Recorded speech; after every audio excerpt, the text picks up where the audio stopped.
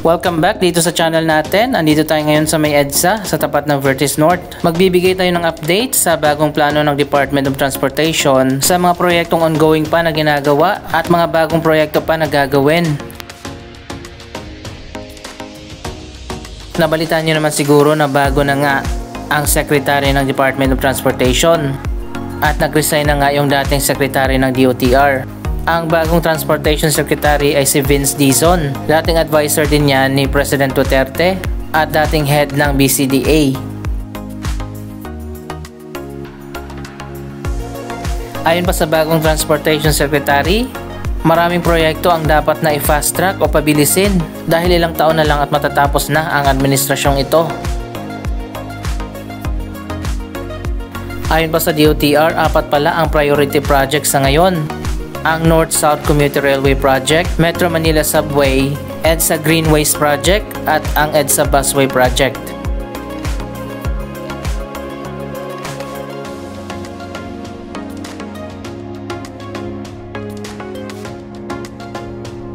Andito na pala tayo sa EDSA Busway Station dito sa may PhilAmQC. Naayos na pala yung matarik na ramp na dadaanan ng mga PWD. Ayan, ito na yung bagong ramp at hindi na masyadong matarik. Anyway, balik tayo sa mga priority projects ng Department of Transportation. Alam naman natin na nagkaroon nga ng right-of-way issue sa Metro Manila Subway. Kaya ang Phase 1 at Phase 2 pa lang yung ongoing sa ngayon. Ang Phase 1 ng Metro Manila Subway ay mula sa East Valenzuela hanggang sa North Avenue. 4 na station ang tinatayo dyan. Ang Phase 2 naman mula dito sa may Quezon Avenue hanggang sa may Shaw Boulevard. Ang ongoing pa lang na ginagawa sa Phase 2 ay ang Quezon Avenue Station, Camp Aguinaldo Station, at ang Shaw Boulevard Station. So ayun guys, so maganda na yung ramp dito. Ano sa tingin nyo? Samantalang yung ibang mga station naman ay nasa pre-construction pa lang, katulad ng Quezon Avenue Station, Anona Station. Samantalang ang East Avenue Station at ang Ortigas Avenue Station ay wala pa talaga.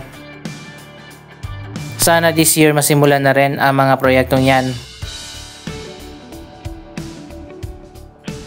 Samantala delayed naman yung pag-award sa mga kontrata para sa 7 pang station ng Metro Manila Subway dahil sa issue sa right of way. Mula yan sa Kalayaan hanggang sa Bikutan.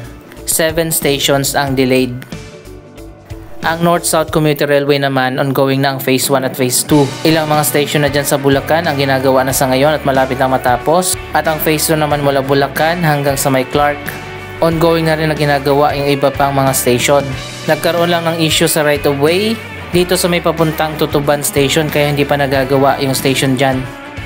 Samantala ang South Commuter Railway naman, nasa pre-construction pa lang yung Metro Manila segment. Yan ang mga station mula Tutuban hanggang sa Alabang. Pero yung Alabang to Laguna segment ongoing na ginagawa yung mga station dyan. Sana magamit na rin itong mga bagong elevators ng EDSA Busway.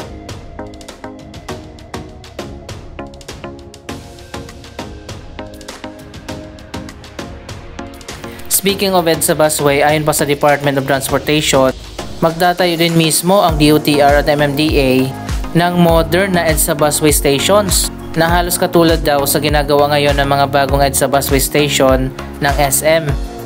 Napanood nyo naman siguro yung update natin sa SM North Busway Station na napaka-modern ang design at ginagawa na rin ngayon ng SM Mega Mall Busway Station. Ganon din daw or similar ang design ang gagawin ng DOTR. Ibig sabihin mga modern station na ang itatayo. Yan ang abangan natin ngayong taon. Ang wala pang busway station sa Cubao, sa may Shaw Boulevard, sa Crossing, dito sa may Mall of Asia at sa may Macapagal Boulevard.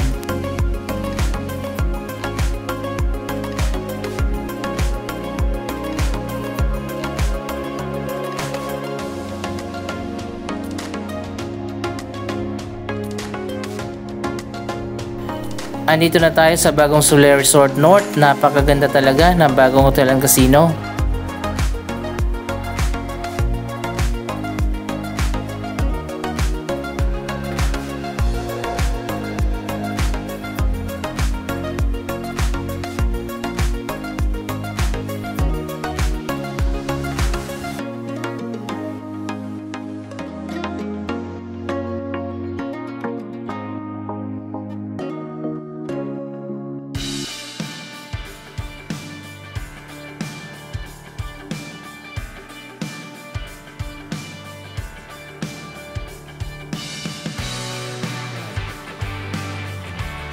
Ongoing na rin ang iba't ibang developments dito sa Vertis North.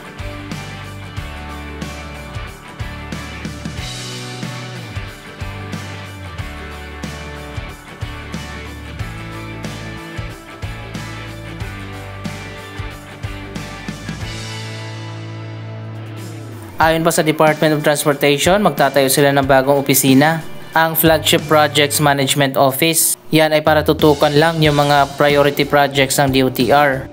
Katulad nga na binanggit ko kanina, ang Metro Manila Subway, North-South Commuter Railway, EDSA Busway at EDSA Greenways Project.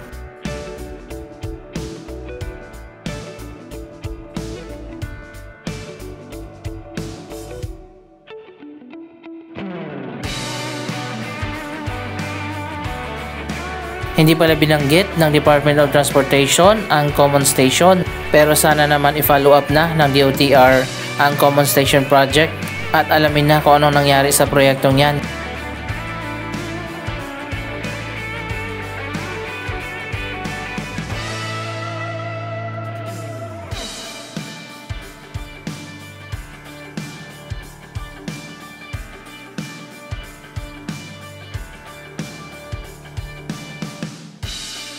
Sa susunod na taon daw matatapos na ang mga bagong EDSA busway station na modern na ang design. Hindi katulad nito na medyo pahirap sa mga commuters. Abangan natin yan.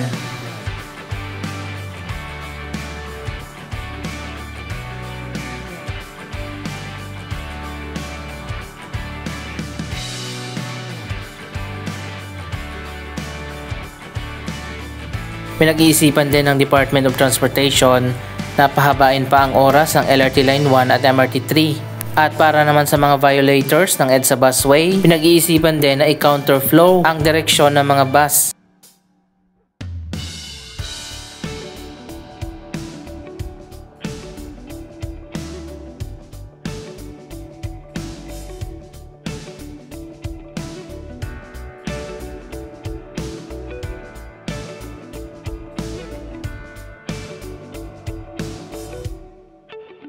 Andito naman tayo ngayon sa PITX. Itutuloy natin dito yung update sa iba't ibang mga transportation project.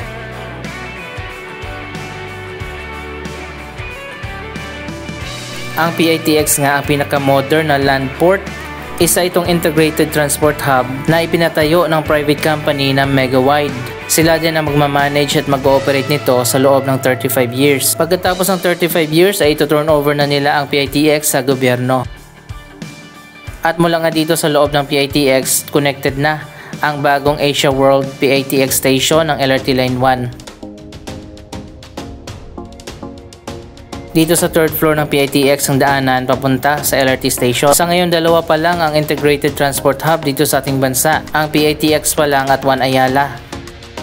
Pero nagkaroon na nga ng groundbreaking ceremony para sa TCITX na itatayo naman ang Ayala Land sa Arca South. Ang Ayala Land din ang nagpatayo ng One Ayala. Ganito na pala kadami ang mga sumasakay dito sa Asia World Station.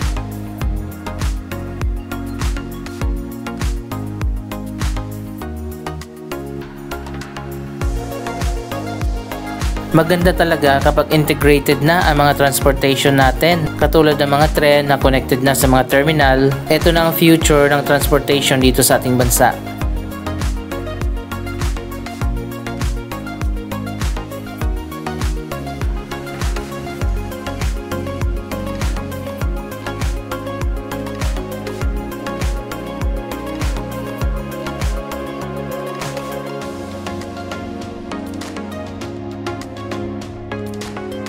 Ilang buwan nang nakaraan nang buksan na ang 5 bagong station ng LRT Line 1, pero yung 3 ay hindi pa nga naitayo dahil sa issue din sa right of way. Matatagalan pa bago maitayo ang 3 pang station sa Las Piñas, Zapote at Bacoor, Cavite.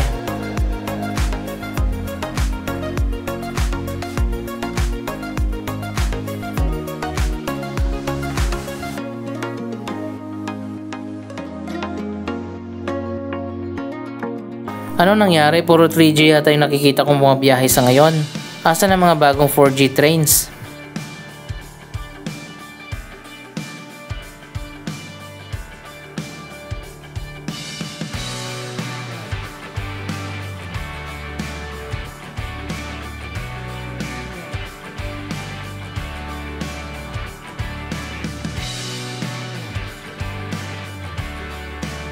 Mainit kasi dito sa loob ng 3G trains. Maganda sumakay dun sa mga 4th generation train kasi malakas yung aircon.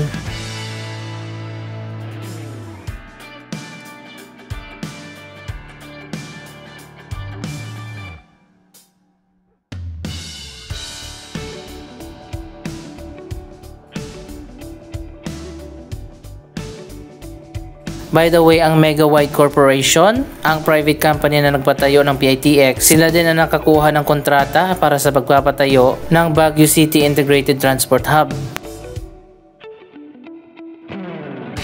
Napakaganda rin ang project na itatayo nila doon sa Baguio City.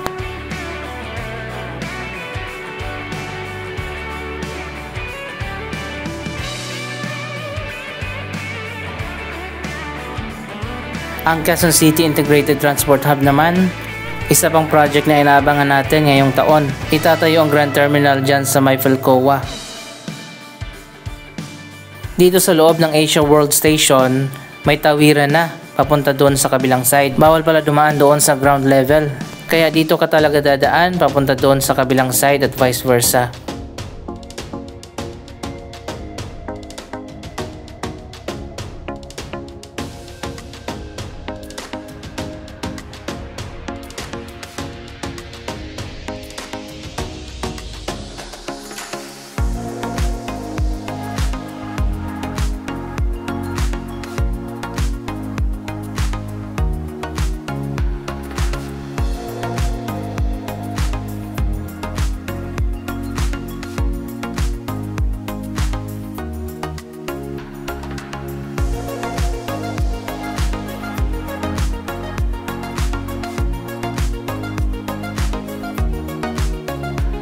So ayun guys, may nakita na tayong 4th generation trains.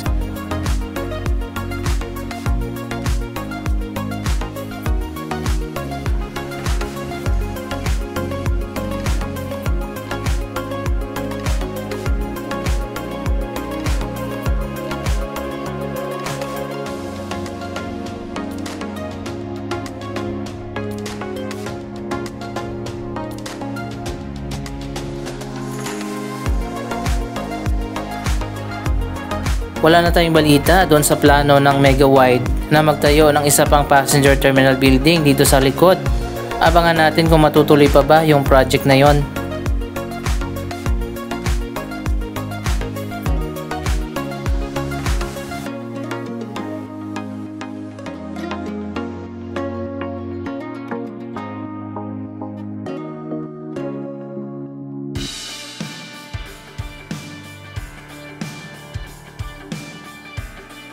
Sa dami nga ng mga bus, modern jeepney, traditional jeepney, taxi at marami pang iba na nagsasakay at nagbababa dito sa PITX, kailangan ng isa pang passenger terminal building.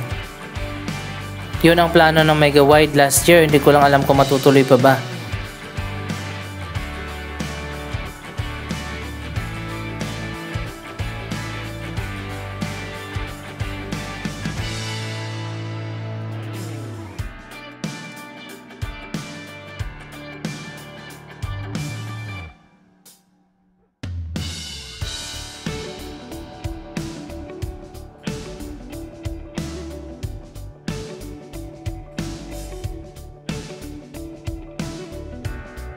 Marami pa tayong transportation projects na inaabangan na matapos, katulad ng MRT-7 na project naman ng San Miguel Corporation, ang LRT Line 2 West Extension na wala pa rin pondo hanggang sa ngayon, ang modernization ng Pasig River Ferry at marami pang iba.